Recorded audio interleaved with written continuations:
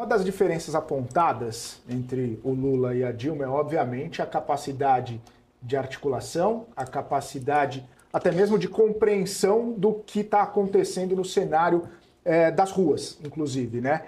A gente tem falado toda semana aqui da trajetória da dívida, da expectativa de inflação desancorada, desse juro real, Banco Central, enfim.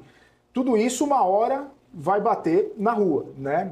No sentimento da população. Inclusive, na semana passada saiu uma pesquisa dizendo que a maioria das pessoas, quase a maioria das pessoas, já interpreta a situação econômica como pior, né? Desde o início do mandato do presidente Lula.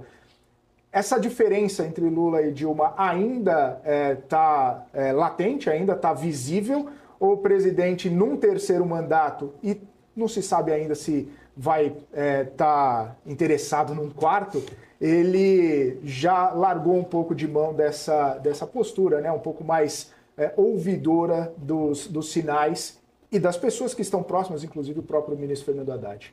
Eu acho que ele está muito mais radical nessa, né? Ele tentou ali no primeiro mandato, lembra? Soltou aquela cartinha de que iria respeitar as regras, né? Que não iria desonrar o vencimento da dívida.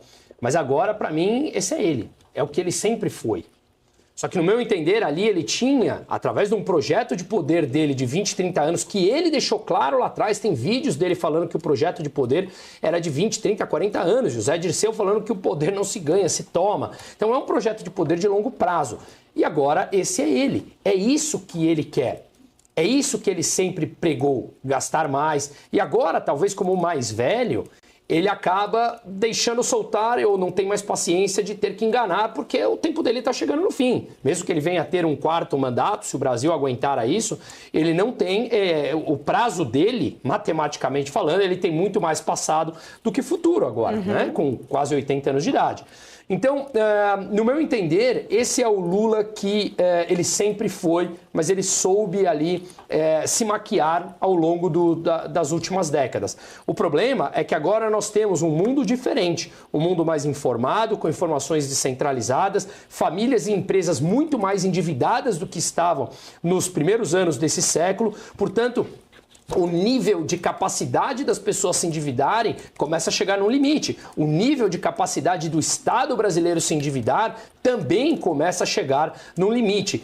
O endividamento do PIB lá no começo dos anos 2000 era na casa dos 50%, 55%, que era essa relação dívida-PIB, que é o que os países emergentes têm mais ou menos, né? Ou 60%, 65% é a média. Ou seja, hoje nós estamos muito acima do que são os países emergentes. Então essa capacidade de endividamento sem gerar inflação, aliado ao mundo externo que nós estamos vivendo hoje, naquela época você tinha um mundo onde o dinheiro estava fluindo sem produzir inflação, porque a China produzia a custo zero, absorvia todos os produtos, todas as commodities, e o mundo absorvia os produtos da China, né, comprados ou produzidos à mão de obra quase zero. Então você tem um novo mundo hoje muito mais inflacionário e muito mais endividado. Então o risco é muito maior.